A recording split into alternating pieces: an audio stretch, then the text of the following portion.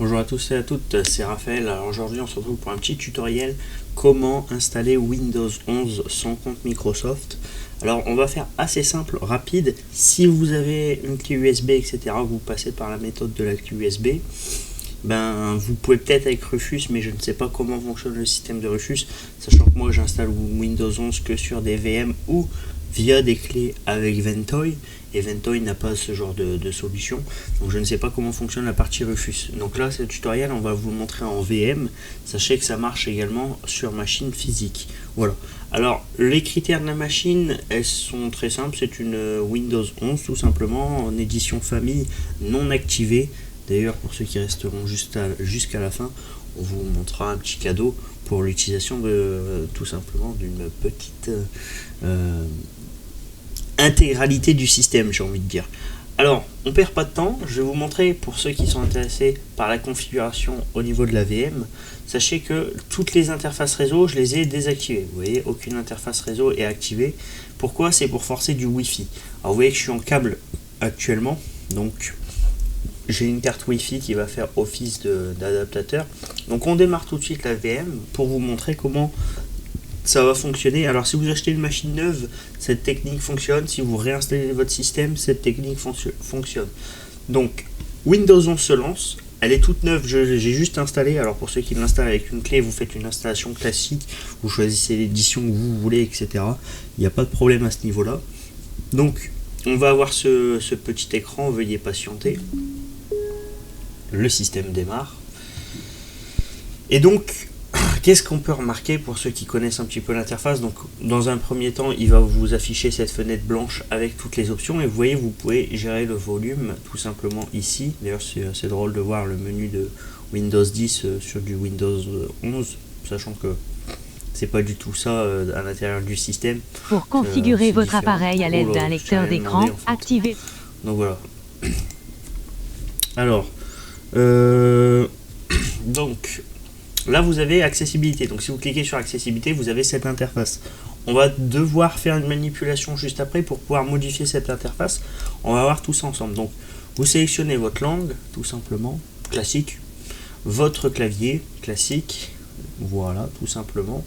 Il va vous demander de vous connecter. Alors là, vous voyez, il vous demande absolument de vous connecter. Là, il ne trouve pas de Wi-Fi parce qu'il n'y a pas de carte Wi-Fi qui est intégrée, ni même de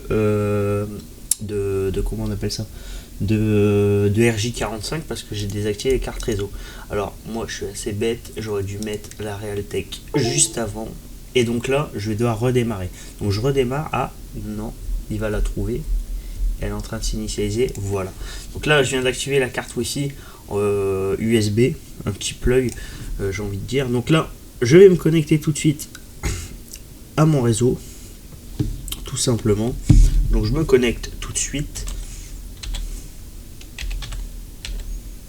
Bon, on se retrouve juste après quand je suis connecté, je vous reprends tout de suite. Donc là, c'est en train de se connecter, donc vous voyez, je suis bien connecté, etc. Donc ensuite, on va continuer tout simplement. Donc il va rechercher ses mises à jour, ça c'est complètement normal. Pareil, vous laissez rechercher les mises à jour. Donc on se retrouve juste après quand il a trouvé les mises à jour. Et on continue l'installation juste après. À tout de suite. Alors donc là je vous reprends tout de suite pour vous informer que l'ordinateur va redémarrer. Donc vous le laissez faire, vous le laissez redémarrer, vous le laissez mijoter, j'ai envie de dire. Et on se reprend quand l'ordinateur est redémarré à nouveau. Donc une fois redémarré, vous arrivez là-dessus. Moi je vous conseille, pour pas vous prendre la tête, vous faites ignorer pour le moment, vous pourrez le modifier à l'avenir, et à la limite le nom de l'appareil c'est pas du tout la priorité. Alors vous avez vu qu'il faut absolument du réseau, et vous allez voir comment on va procéder pour empêcher plus de choses qui se passent sur le réseau. Donc voilà, donc là ça charge, donc moi j'ai fait ignorer, après vous pouvez mettre un nom. Vous configurez votre système comme vous le souhaitez, j'ai envie de vous dire. C'est votre ordinateur et je ne suis aucunement responsable de ce que vous faites avec. C'est ça, hein. Alors, donc ça charge, ça bug surtout. Donc voilà, une fois que vous êtes là, il va vous demander de vous connecter. Donc vous faites se connecter, et là, il va absolument vous demander un compte. Donc si vous faites retour en arrière, vous connaissez peut-être, ah bah là je suis bloqué, il me demande de me connecter. J'ai pas de bouton, etc. Donc Ça c'est très dérangeant, c'est le gros problème que les gens ont. Il y avait la fameuse technique du 0@0.com avec le fameux mot de passe Toto à une époque. Et vous voyez, donc on avait ce message là et on pouvait tout simplement créer un compte local via un bug. Mais vous voyez que ça a été patché, donc cette vidéo est là pour vous montrer comment procéder en dehors de ce patchage du système. Alors la technique elle est très simple. Vous allez voir, donc vous avez toujours votre menu accessibilité qui est toujours comme ça, hein, et puis pareil, le menu volume qui est toujours présent. Alors sur votre clavier, je vais vous prendre un petit clavier, vous avez une touche, bon là c'est écrit Maj, mais généralement c'est une flèche du haut, voilà, juste au-dessus de CTRL côté gauche, vous allez rester appuyé en même temps sur Maj et en même temps sur la touche F10 en haut de votre clavier tout simplement. Donc voilà, donc on va faire ça tout de suite dans la VM. Donc on fait un Shift ou Maj F10 et là vous avez un CMD qui s'ouvre. Dans ce CMD vous allez taper la ligne de commande ipconfig, tout collé. De cette manière, je vais vous montrer, voilà, de cette manière vous tapez cette commande ipconfig. En ayant donc l'adresse IP, donc voilà un petit peu à quoi ça ressemble. Donc là moi c'est en Ethernet, mais vous ça allait être en Wi-Fi ou je ne sais quoi. Donc à l'intérieur vous allez avoir donc une passerelle par défaut, donc cette adresse 192.168.1.1 et un masque de sous-réseau 255.255.255.0. Voilà. Vous retenez bien ces deux chiffres là. Alors en fait ce qu'on va faire c'est une technique, c'est en gros on va prendre l'adresse IP de la box, on va l'attribuer au PC. Qu'est-ce que ça va faire? Ça va créer un conflit sur le réseau. En ayant un conflit sur le réseau, eh ben, l'installateur va bugger. Et je vais vous montrer comment on fait. Donc une fois que vous avez votre CMD, vous tapez tout simplement votre commande ipconfig. Alors moi c'est que 192.168.1.1. Ça c'est chez Orange principalement c'est ça. Je sais que chez Bouygues c'est 192.168.1.224. Enfin 254 exactement. Voilà, donc ça dépend de votre opérateur. Après vous pouvez faire ça avec une machine qui est déjà présente sur le réseau, etc. qui est déjà existante, avec une adresse IP existante. Je sais c'est un peu technique. Et après quand vous installez du Windows, que vous faites ce genre de manipulation, il faut être un petit peu dans la technique. Ce tutoriel est surtout orienté pour les gens qui font de la maintenance informatique et qui ont beaucoup ce problème d'activation, ce problème de compte Microsoft. Voilà, donc là vous pouvez le fermer votre CMD, et là depuis qu'on a ouvert un CMD avec Shift F10, si on retourne dans le petit logo en bas accessibilité, faites attention parce que la barre en bas ici, cette barre là, ça peut devenir tout noir. Si vous avez le cas que ça devient tout noir, vous redémarrez l'ordinateur tout simplement. Une fois que vous avez redémarré l'ordinateur, et ben vous pourrez refaire le fameux Shift F10. Il faut absolument faire au moins une fois le Shift F10 pour passer en mode débugage, parce que c'est un petit peu ça hein, quand on passe en mode terminal. Et là vous avez tout simplement accessibilité, au lieu qu'il s'affiche en une petite fenêtre, il s'ouvre dans les paramètres, donc vous avez l'accessibilité par défaut qui s'ouvre. Mais vous avez accès à pas mal de choses. D'ailleurs on peut voir que par défaut dans l'installateur il y a un compte utilisateur en compte local qui s'appelle Default User 0. Ça c'est drôle. Vous pouvez créer déjà au préalable dès l'installation, vous pouvez créer des comptes, etc. Vous pouvez même directement dès l'installation modifier le thème. Ça c'est drôle. Allez hop, on passe en dark. L'installateur restera pas, enfin se mettra pas en dark, mais voilà. Vous pouvez même faire les mises à jour si vous avez envie de faire la mise à jour pendant l'installateur. Donc ça c'est un petit plus. Donc vous pouvez déjà paramétrer certaines choses. Après je vous recommande pas spécialement de trop trifouiller à l'intérieur. Il n'y a pas énormément de grand intérêt de tout modifier là, parce que après la création du compte en post-install, ça prend, enfin il reste même pas 2 minutes quoi après. Donc nous ce qu'on va faire c'est qu'on va aller dans réseau et internet tout simplement, et vous allez tout simplement cliquer donc dans Wi-Fi. Donc là on est sur le cas d'un Wi-Fi, donc on clique dans Wi-Fi, on va aller dans propriété de le nom de votre réseau tout simplement, et on va descendre et on va avoir attribution d'adresse IP. Donc vous voyez c'est automatique, donc par défaut c'est en automatique. Vous allez faire modifier, et dans modifier vous allez faire manuel. Vous allez sélectionner IPv4. L'adresse IP, vous mettez l'adresse IP de votre box, tout simplement. Donc de la passerelle qu'on a vu précédemment dans le CMD. C'est celle sur laquelle on va s'appuyer pour créer le conflit de réseau. Et bien évidemment, on n'oublie pas le masque de sous-réseau avec les points entre chaque entre chaque caractère tout simplement. Donc une fois que vous avez fait ça, vous faites enregistrer, vous fermez tout de suite et là vous faites créer un WAN tout de suite en très peu de temps. Et là vous voyez, il vous propose tout simplement d'entrer un nom. Donc vous mettez le nom que vous voulez, moi je vais l'appeler PC. Vous mettez un mot de passe si vous avez envie, si vous voulez pas de mot de passe, vous faites suivant tout simplement. Et là vous voyez comment bypass tout simplement l'obligation du compte Microsoft pendant l'installation. Vous voyez?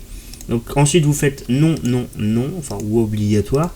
Voilà. Et alors restez bien parce que pour ceux qui sont déjà partis, il faut quand même rester bien jusqu'à la fin parce qu'il faut que je vous montre comment après il faut redésactiver cette histoire d'adresse IP parce que là on l'a entre guillemets on l'a débridé pendant l'installation, mais il faut le rebrider quand même entre guillemets, c'est pas vraiment les termes appropriés, mais en gros là sinon vous allez avoir un conflit d'IP et vous allez avoir que des problèmes avec votre réseau internet. Donc c'est très important de tout simplement de redésactiver l'adresse IP, tout ça, redésactiver de l'adresse IP manuelle et repasser en automatique.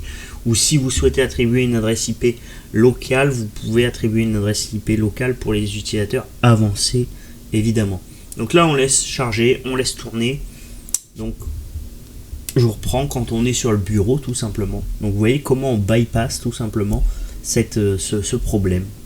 Donc voilà, une fois l'installation terminée, vous voyez, donc si on essaye d'aller sur internet, donc oui c'est vrai, donc ça c'est le genre de truc, voilà, donc je vais vous montrer, si on essaye d'aller sur internet au début, il n'y aura pas de problème.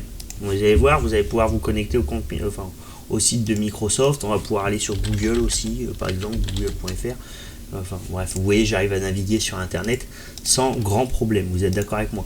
Sauf que il faut quand même retourner dans le menu démarrer juste en bas, aller dans paramètres, voilà tout simplement, retourner dans tout simplement réseau et internet, vous retournez dans Wi-Fi tout simplement, propriété, et là si vous redescendez vous voyez, donc vous avez toujours votre IP de box, donc n'oubliez pas de désactiver ou changer l'adresse IP, voilà, nous on enregistre et là vous voyez c'est tout rouge pour vous dire attention machin nanani nanana, et là vous voyez on est repassé en DHCP. Alors si on fait un coup de retour en arrière quand on vient, et ben là on voit tout simplement c'est bien repassé en automatique, le truc est bien désactivé et là vous n'aurez pas de conflit d'adresse IP avec votre box parce que vous êtes repassé en adresse automatique et vous avez vu comment on bypass la demande de compte Microsoft. Alors quand vous faites dès que vous faites enregistrer, faut que ça soit très rapide pour fermer tous les onglets et appuyer sur créer un WAN. Voilà, donc faut être assez rapide, faut pas prendre trop de temps parce que sinon la procédure il va voir qu'il y a un problème sur le réseau et voilà. Donc faut être assez rapide à ce niveau-là. Donc pour ceux qui sont restés jusqu'à la fin, je vous fais un petit cadeau. Allez hop, c'est un petit cadeau de fin. Si on retourne, attendez, regardez, je vais vous montrer quand même. On va retourner dans les paramètres et vous voyez, on a le fameux Windows n'est pas activé. Hein. Et ben moi je vais vous montrer une petite solution, hein. Ça reste entre nous, entre copains, entre bons clients on va dire. Donc vous allez ouvrir le PowerShell tout simplement en administrateur, c'est extrêmement important. Voilà, une fois que vous avez ouvert votre PowerShell, vous allez pouvoir tout simplement taper la commande suivante. Donc vous allez taper IRM espace get point, si le verrou num est activé ça ira mieux, activated.win et vous mettez, alors donc là pareil, je vais vous reprendre le clavier, vous voyez, vous avez là sur votre clavier, sur le 6, vous avez cette petite barre oblique comme ça ici, juste là, que j'ai en tour en bleu. Alors pour la faire cette barre, il faut que vous restez appuyé sur Alt GR tout simplement et vous appuyez sur 6 pour avoir cette barre. Donc voilà, je vous le montre parce que tout le monde ne le sait pas forcément. Par contre, c'est pas will, c'est win, tout simplement. Voilà. Donc une fois que vous avez ça, vous faites un espace, vous faites Alt GR, la touche 6, vous avez votre barre oblique, et là vous tapez IEX. Et là vous faites entrer. Et à partir de ce moment-là, vous allez avoir une fenêtre qui va s'ouvrir d'ici peu. Voilà, la fenêtre s'ouvre. Vous pouvez fermer l'autre pendant ce temps-là. Là, vous allez donc activer le petit Windows. Vous allez cliquer sur 1 sur la touche de votre clavier. Et là, il va s'activer automatiquement, j'ai envie de dire. Ça, c'est un petit cadeau de la maison. Voilà, donc on le laisse tourner, on laisse faire ce qu'il a à faire, tout simplement. Donc là, il voit que vous avez un Windows 11 famille. Alors ça marche avec toutes les versions, hein, toute cette méthode-là, voilà, pareil, la méthode du bypass de compte, c'est valable sur toutes les éditions de Windows, tout simplement. Donc vous laissez travailler un petit peu, on va le laisser continuer à travailler, et on va tout simplement vous reprendre quand il a fini d'activer, ou à moins qu'il a déjà fini. C'est un petit peu long d'ailleurs, habituellement c'est un peu plus rapide quand même. Voilà, donc là il est en train de se lancer, tout simplement. Voilà, il vous dit d'appuyer sur le clavier pour retourner en arrière, et ensuite vous pouvez faire 0 ou la croix pour fermer. Et là, si vous retournez ici dans les paramètres, vous avez bien le message qui est disparu.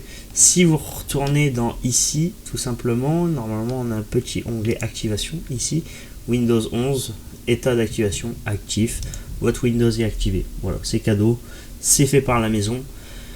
Tout simplement. Donc vous avez vu comment on bypass le compte Microsoft et comment on active en plus pour ceux. Alors ça c'est un petit cadeau hein, pour ceux qui font pas mal d'installs, beaucoup de VM, etc. C'est le petit cadeau en plus pour ceux qui sont restés jusque la fin. Voilà tout. En tout cas, je vous remercie d'avoir suivi ce tutoriel. Moi je vous dis salut à tous et à la prochaine pour un prochain tutoriel. J'espère que ça en servira à beaucoup parce que je sais que beaucoup de gens ont ce cas-là, ce problème, etc. En tout cas, je vous remercie d'avoir suivi ce tutoriel. Moi je vous dis à la prochaine pour une prochaine vidéo. Et en attendant, portez-vous bien. Allez, salut!